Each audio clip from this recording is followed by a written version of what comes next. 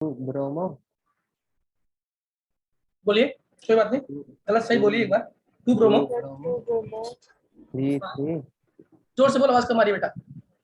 2 पे ब्रोमो हो गया, ठीक है। 2 ब्रोमो 3 3। 3,3। आप लोगों ने डाई लिखा होगा, डाई। एक्चुअली जब बेंजीन की बात करते हैं ना, बेंजीन 2 बार आए बच्चों, तो उसको डाई नहीं बोलते। आज के बाद याद रखना, अगर बेंजीन रिंग किसी एक कारण पर 2 बार आ जाए तो उसको बोलते हैं बिस।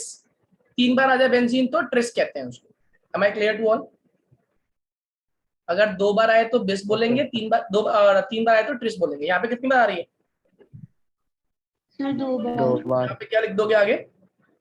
बेस। कई बुक्स में इसका आंसर ना डाई भी लिखा होगा, तो गलत नहीं है, आप बिस लिख के आना। प्रॉपर इज बिस। अब ये बिस पर कौन सा ग्रुप लगा हुआ है? बिस मतलब कौन सा ग्रुप रिपीट हो रहा है? ये। अब इसकी नंबरिंग करते हैं। इस बेंजीन रिंग के फर्स्ट नंबर पे तो हेड आ गया, सेकेंड, थर्ड और फोर्थ। फोर्थ पे क्या लग गया? जल्दी बोलो। क्लोरो। क्लोरो। क्लोरो। तो बोलते हैं हम लोग 4 क्लोरो। अब ये बेंजीन बेंजीन है या बेंजीन फिनाइल बन चुका है? फिनाइल। फिनाइल बन। बहुत बढ़िया, क्योंकि इसमें कोई साइड चेन नहीं आई है, खाली ग्रुप लगा हुआ है, जिसको हमने नाम दे दिया। तो 1। सर ये हम दोनों के लिए सेम यस, है इसीलिए कुछ इसीलिए लिख रहे हैं लिखा। ना। वेरी गुड, इसीलिए लिखा हमने। 3,3 बिस लगा के 4 क्लोरोफिनाइल लिख दिया। काम खत्म हो गया। मेन चेन पे आ जाओ। मेन चेन में कितने कार्बन? 4। 4 का नाम क्या हो गया? Butane. Am I clear to all? Sir अगर इसमें एक जगह सीएल की जगह बीआर होता तो क्या होता? तब आप क्या करते हैं? 3। अब उसमें बिस क्लोरो नहीं आता। 3 4 ब्रोमो फिनाइल, 3 4 क्लोरो फिनाइल, और फिर आप नाम लिखते हैं। मेरी बात समझ आ रही बेटे? Yes sir. Okay. Question number 10 point. हाँ बोलो। सर फिनाइल क्यों लिखते हैं उसकी जगह? बेंजीन को नहीं, बेंजीन को बेंजीन काउंट नहीं कर पाएंगे, बताओ क्यों? क्योंकि बेंजीन यहाँ पे जुड़ी हुई है मेन चेन से, और बेंजीन का कोई भी डेरिवेटिव यानी कि जो ग्रुप लगा हुआ है उसमें कार्बन और कहीं नहीं है। कहीं है कोई और कार्बन बेटा? तो इसलिए ये बेंजीन बेंजीन नहीं कहलाएगी, क्या कहलाएगी? फिनाइल कहलाएगी। ओके बच्चे? ओके। तो 10.1, 10.2, 10.3 सभी का हो गया। 10.3 किया किसी ने? नहीं किया? हो गया था। सिर्फ ऐश्वर्या ने किया पूरी क्लास में, या बाकी बच्चों ने भी किया है? क्रिश, निश्चल, हर्षित, अवनी, आर्यन, अदिति। सर 1 और 2 किया। एक काम करो, रुको जरा एक बार।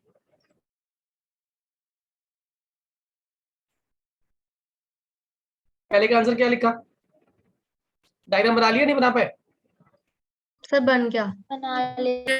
एक बार मैं स्क्रीन शेयर कर रहा हूँ मुझे बताते जाइएगा।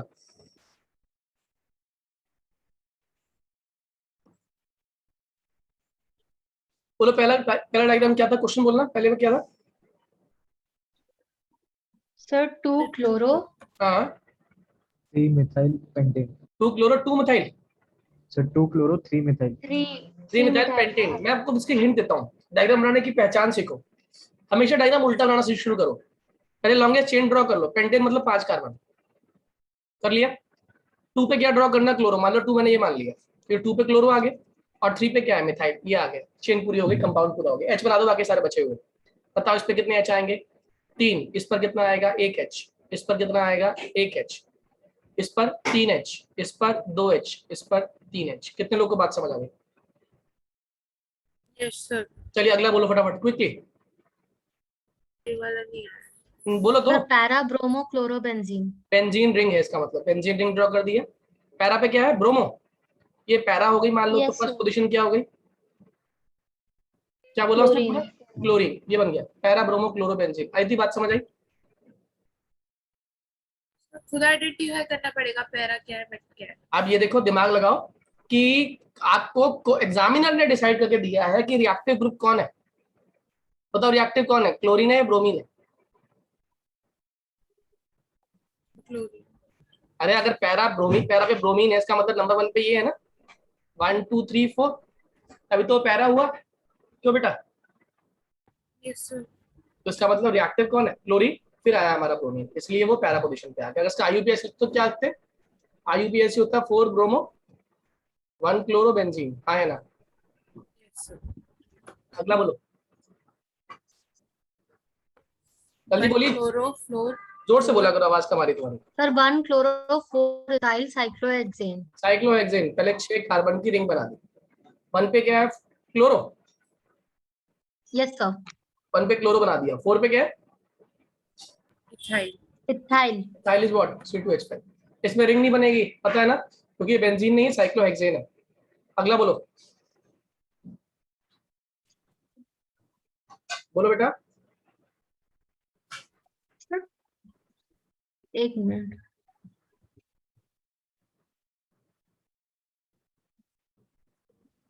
Sir 2 chlorophenyl. 2 क्लोरोफिनाइल, हाँ। तो सर 2 क्लोरोफिनाइल से पहले एक और 2 है। अच्छा, ये है ये, हाँ। Okay. 1 iodo octane. 1 iodo octane, पहले क्या ड्रॉ करोगे, ऑक्टेन, 8 कार्बन। कितने लोगों को बात समझ आ गई, 8 कार्बन ड्रॉ होगा। 8 कार्बन पहले के ऊपर क्या लगा दोगे, 1 पे आयोडो और 2 पे 2 क्लोरोफिनाइल, मतलब कितने लोगों को ये बात समझ आ गई। Yes sir. Yes sir. अगला बोल दो क्विकली। Sir 2 bromobutane. ये तो बच्चों वाला ब्यूटेन, 2 पे ब्रोमो। अगला बोल दो। सर 4 टर्ड ब्यूटाइल 3 हाँ। आयोडोहेप्टेन। अब ध्यान दो, कुछ नेमिंग सीखो। एक ग्रुप होता है आइसो, एक होता है टर्ट ब्यूटाइल या टर्शरी ग्रुप, टर्ट ब्यूटाइल कहते हैं उसको। एक होता है सेक ब्यूटाइल, एक होता है नियोपेंटाइल। इनके डायग्राम समझ लो, ये तुरंत याद आना चाहिए आप लोगों को। आइसो मतलब होता है सिमेट्रिकल, मतलब आप उसे कहीं से भी लाओ, जैसे ये आइसोप्रोपाइल है।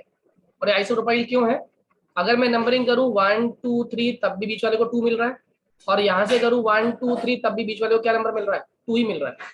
यानी सिमेट्री प्रोवाइड हो रही है स्ट्रक्चर में, इसलिए क्या नाम दिया उसको हमने, आइसो बोल दिया। मेरी बात समझ आ रही बेटा। Yes sir. टर्ट की पहचान, ये वाला ग्रुप सेंटर वाला कार्बन जुड़ेगा मेन चेन से, लेकिन ये घिरा किन से हुआ है, 3 से पहले से घिरा हुआ है और चौथे से जुड़ने जा रहा है, इसीलिए इसको नाम कर देते हैं हम लोग टर्ड ब्यूटाइल, टर्शरी ब्यूटाइल। मेरी बात समझ आ रही है। टर्ड मतलब 3 से घिरा हुआ है, चौथे से जुड़ने जा रहा है, दिस इज टर्ड ग्रुप। याद रहेगा, याद Yes, sir. रहेगा। सेक ब्यूटाइल, सर एक बार ये वाला फिर से बता दो, टर्ड ब्यूटाइल। बताओ। टर्ड मतलब एक ऐसा कार्बन जो पहले से 3 कार्बन से घिरा हुआ हो और वही कार्बन मेन चेन से अटैच होने जा रहा हो, जैसे कि ये वाला कार्बन मेन चेन से अटैच हुआ, तो हम बोलेंगे कौन सा ग्रुप है ये टर्ड ब्यूटाइल ग्रुप है। Which group is this, टर्ड butyl. Okay बेटा। यस। सेक ब्यूटाइल कुछ भी नहीं है, पहले आप 4 कार्बन की चेन बनाओगे और उसमें से दूसरा नंबर कार्बन यानी कि this secondary carbon is going to attach with the main chain, तो उसको हम लोग क्या नाम देंगे, sec butyl.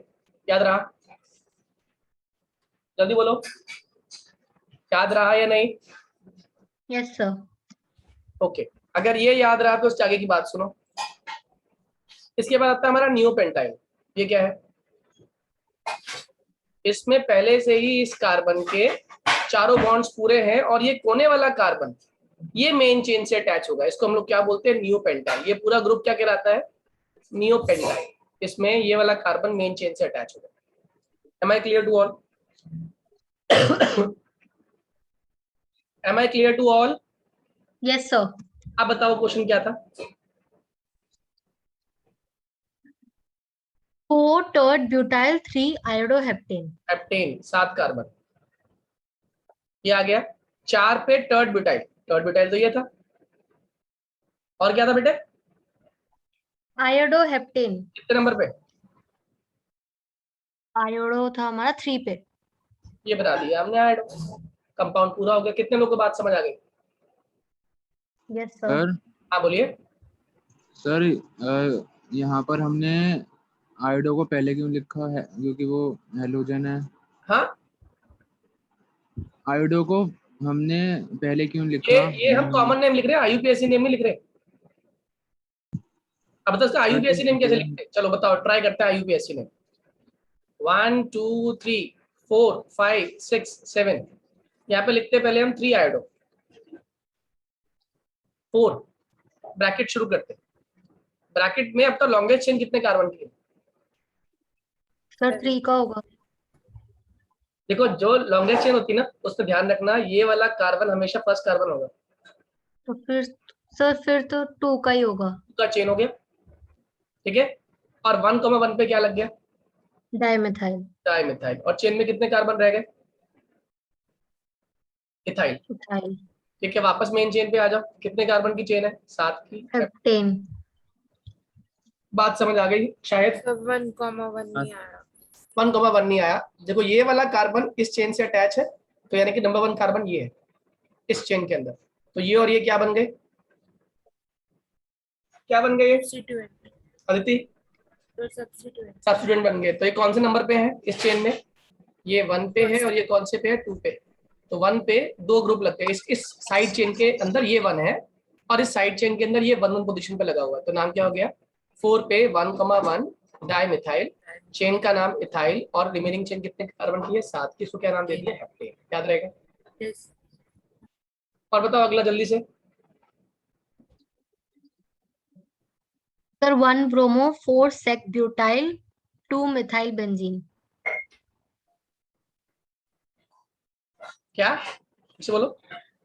1 bromo 4 sec butyl 2 methyl benzene. अच्छा, पहले अब क्या करोगे? मैं 2 मिथाइल बेंजीन, बेंजीन ड्रॉ कर लो। 2 मिथाइल, 2 पे मिथाइल आ गया, आएगा। यही किया, 2 पे मिथाइल ड्रॉ कर दिया, 1 पे ब्रोमो ड्रॉ कर दिया। और क्या था? और क्या रह गया बेटे इसमें? 4 सेक सेक ब्यूटाइल। आपको 4 सेक ब्यूटाइल। कितने लोगों को बात समझ आ गई सेक ब्यूटाइल क्या होता है? Yes sir.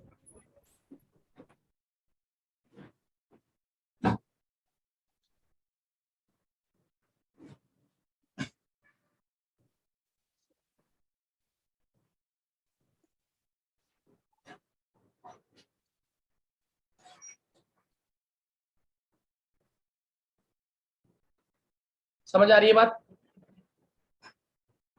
Yes sir. और बोलो कौन सा रह गया? Sir 1,4 dibromobutyne. इसे बोल बेटा, क्या कह रही है? 1,4 हम्म डाई ब्रोमो हम्म ब्यूटुइन। पहले ब्यूट 2 इन ड्रॉ कर लो। ये हो गया 1,4। ये तो बहुत ही आसान थी। कितने लोग को बात समझ आ गई? हाँ या ना? यस ये बेसिक बात समझ आ गई सही बच्चों को? Yes sir. चलिए, अब आज का कंसेप्ट शुरू करता हूं, जिसका नाम है डाइपोल मूवमेंट। डाइपोल मूवमेंट, ये 11th में भी था आपका डाइपोल मूवमेंट, है ना? बेसिकली डाइपोल मूवमेंट कुछ भी नहीं है। डाइपोल मूवमेंट ना हर सेंट्रल एटम से जुड़े हुए ना डिफरेंट ग्रुप्स होते हैं, और हर ग्रुप के पास ना अपना इलेक्ट्रॉन क्लाउड होता है। अब बस ये चेक करना होता है कि जब सेंट्रल एटम दूसरे एटम के साथ कंबाइन कर रहा है, तो जो नेट इलेक्ट्रॉन क्लाउड ओवरलैपिंग पे बना, शेयरिंग पे बना, वो कौन खींच रहा है अपनी तरफ? क्या कोई खींच रहा है या नहीं खींच रहा है, या फिर जहां जहां जिसका इलेक्ट्रॉन क्लाउड है वहीं का वहीं मौजूद है, यानी कि नेट मूवमेंट है ही नहीं इलेक्ट्रॉन क्लाउड की। अगर नेट मूवमेंट नहीं होती तो कहते हैं डाइपोल मूवमेंट 0 है। लेकिन अगर कोई खींच पा रहा अपनी तरफ, तो नेट मूवमेंट हमेशा डाइपोल मूवमेंट की होगी। जैसे एग्जाम्पल के तौर BeCl2 एक मॉलिक्यूल है जिसमें बेरिलियम और जिसमें क्लोरीन, 2 एटम्स है। अब BeCl2 के अंदर आप जानते हैं बेरिलियम के पास 2 ही इलेक्ट्रॉन्स है। एक इलेक्ट्रॉन इसने इससे शेयर किया, एक इलेक्ट्रॉन इसने इससे शेयर किया। क्लोरीन ने भी अपने 7 में से एक इलेक्ट्रॉन सामने ले आया शेयरिंग करने के लिए। यहाँ पर भी क्लोरीन ने 7 में से एक इलेक्ट्रॉन ले आया शेयरिंग करने के लिए। ये कोवेलेंट बॉन्ड है देखने पे तो, लेकिन क्लोरीन है तो इलेक्ट्रोनेगेटिव एलिमेंट, हाँ या ना बच्चों? Yes sir. अगर ये इलेक्ट्रोनेगेटिव है तो इसकी इच्छा क्या होगी कि ये दोनों के दोनों इलेक्ट्रॉन्स को अपनी तरफ खींच ले। ऐसे ही ये क्लोरीन भी दोनों के दोनों इलेक्ट्रॉन क्लाउड को अपनी तरफ खींचने की कोशिश करेगा। याद रहेगा मेरी बात? तो जो डाइपोल मूवमेंट का हम डायरेक्शन दिखाते हैं वो ऐसे दिखाते हैं, arrow towards that element which is more electronegative. जैसे यहाँ पे क्लोरीन इज मोर इलेक्ट्रोनेगेटिव, तो ये बेरिलियम का इलेक्ट्रॉन क्लाउड खींचेगा, इधर से ये बेरिलियम का इलेक्ट्रॉन क्लाउड खींचेगा। लेकिन आप एक बात जानिएगा, अगर दोनों तरफ से, फिजिक्स में पढ़ा होगा आप लोगों ने, इसे बोलते हैं बैलेंस फोर्सेस। अगर दोनों तरफ से इक्वल एंड अपोजिट फोर्सेस काम कर रही होती है तो बताओ क्या सेंट्रल बॉडी कहीं मूव करती है? No sir. क्या सेंट्रल बॉडी का इलेक्ट्रॉन क्लाउड कहीं मूव करेगा? नहीं करेगा। बताओ क्यों नहीं करेगा? सर कैंसिल आउट हो जाएगा। वेरी सर क्योंकि दोनों तरफ से इक्वल फोर्सेस अप्लाई। कैंसिल हो गया तो डाइपोल मूवमेंट कितनी हो गई इसकी? 0 हो गई। मेरी बात समझ आ रही है? जल्दी बोलो हाँ या ना। Yes sir. चलो एक और अगला कराता हूं। अगर मान लो आपको मैंने एक मॉलिक्यूल दे दिया BF3, ठीक है, बोरॉन लिखा आपने, ट्रायंगल की शेप में 3 फ्लोरीन दिखा दिया आपने। आप मुझे बताओ इलेक्ट्रोनेगेटिव कौन है इसमें? फ्लोरीन। फ्लोरीन। तो बिना कुछ कहे फ्लोरीन क्या करेगा? अपनी तरफ इलेक्ट्रॉन क्लाउड खींचेगा, ये भी अपनी तरफ खींचेगा और ये वाला अपनी तरफ खींचेगा। अब लगेगा इसमें फिजिक्स के हिसाब से वेक्टर रूल। वेक्टर आप जानते हो, किसी एक पॉइंट पे एक समय पे 2 फोर्सेस काम कर रही हैं डिफरेंट डायरेक्शन में, तो उसका नेट रिजल्टेंट नीचे आएगा। हाँ या ना? हाँ या ना? Yes sir. मान लो ये जो फोर्स, ये डाइपोल मोमेंट है, ये है dm1, ये है dm2। अब dm1 और dm2 से नेट रिजल्टेंट निकला dmr। अब dmr कैसे निकालोगे? फिजिक्स के अंदर एक लॉ था, पैरेललोग्राम ऑफ वेक्टर्स, याद है? dm1 square plus dm2 square होना। ये हो गया, मान लो इसका वो ले लेता हूँ, मैग्नीट्यूड ले लेता हूँ, ये 1 हो गया, ये 1 हो गया, ये 1 हो गया, ठीक है, 1 मैग्नीट्यूड है इनका। तो ये हो गया dm1 का square, p square plus q square plus 2pq cos theta होता ना, dm1 square dm2 square plus 2 dm1 dm2 cos 120। कितने लोग को ये बात समझ आ गई cos 120 वाली? Yes sir. dm कितना है? 1 का स्क्वायर। dm2 कितना है? 1 का square plus 2 into 1 into 1 into cos 120 कितना होता है? Minus half. एंगल, हाँ, एंगल 120 कैसा है? ट्रायंगल के बीच में सेंट्रल एटम का यहाँ से यहाँ सम कितना होता है? 360। ये डिवाइड कर दिया, ठीक है ठीक। बात समझ आ गई? और cos 120 माइनस 1/2, ये खत्म कितना रह गया? -1, 1 स्क्वायर 2, 2 माइनस 1 कितना रह गया? 1। कितने लोगों को बात समझ आ गई? यानी कि इन दो फोर्सेस का जो नेट रिजल्टेंट है वो कितना है? 1 है। और ऊपर वाला कितना है? ये भी 1 है। बताओ आंसर कितना आने वाला है? 0। कितने लोग को 0 समझ आ गया? कितने लोग को 0 वाली बात समझ आ गई? जल्दी बताइए। Yes sir. Please raise your hand quickly. इसका मतलब जितनी भी सिमेट्रिकल फिगर्स होती हैं, सिमेट्रिकल फिगर्स, और अगर खासकर उन सिमेट्रिकल फिगर्स में इलेक्ट्रोनेगेटिव एलिमेंट है तो डाइपोल मोमेंट 0 आने वाला। क्या आने वाला? Dipole moment 0। जैसे एग्जांपल के तौर पर अगर मैं आपको बोल देता CCl4, तो आप क्या करते? आप कार्बन ड्रॉ करते, आप ऊपर Cl ड्रॉ करते, आप इधर Cl ड्रॉ करते, आप इधर Cl ड्रॉ करते, आप इधर Cl ड्रॉ करते। मैंने मूवमेंट ड्रॉ कर दी साथ साथ, कोई दिक्कत तो नहीं है? ये ऊपर खींचेगा, ये 3 कहाँ खींचेंगे? नीचे। हाँ या ना? अरे हाँ या ना? Yes sir. Yes sir. इस केस में भी क्या होगा? इन तीनों का जो नेट आएगा वो कहाँ पर आएगा? नीचे। नीचे। नीचे की तरफ। अब एक कहाँ खींच रहा है?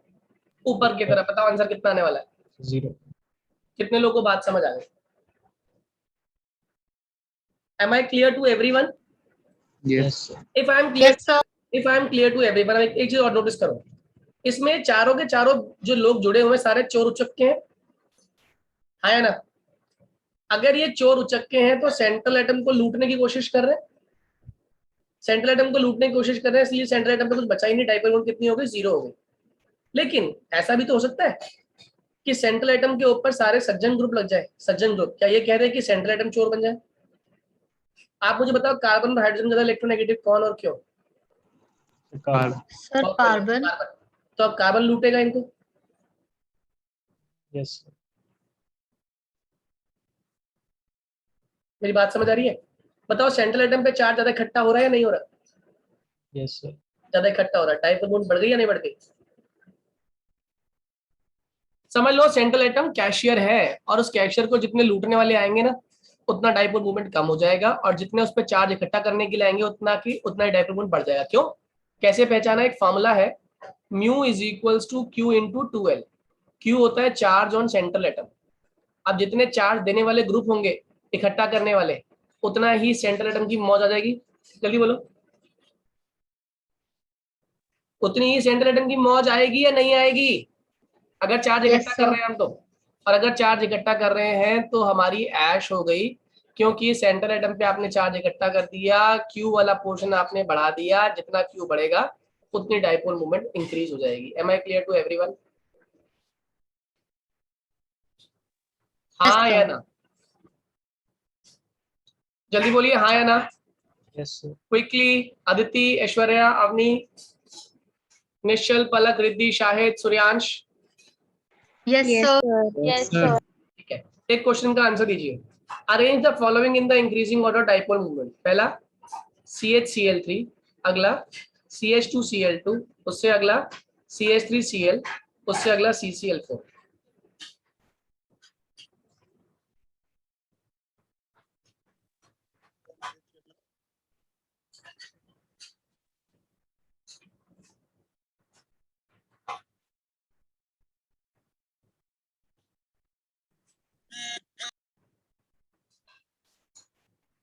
Sir, CCl4 smaller than CHCl3 smaller than CH2Cl2, सबसे मैक्सिमम CH3Cl में होगा। मैक्सिमम किसका होगा? CH3Cl। Maximum, very good. से बताओ। सर फिर CH2Cl2, परफेक्ट, फिर CHCl3 और फिर Perfect. CCl4। बहुत बढ़िया। कितने लोगों को बात समझ आ गई?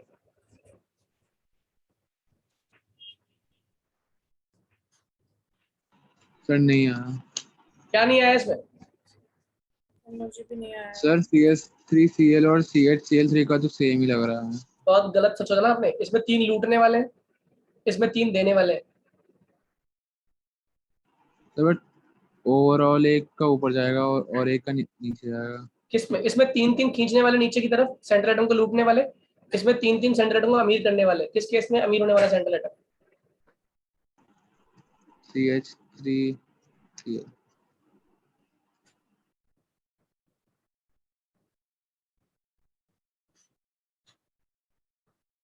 समझ आ गई बात आपको अदिति? यस सर, एक बार फिर से देखना पड़ेगा तो। ठीक है, जरा आप लोग सभी till question number 5 NCERT exercise finish करिएगा। ठीक है, क्वेश्चन नंबर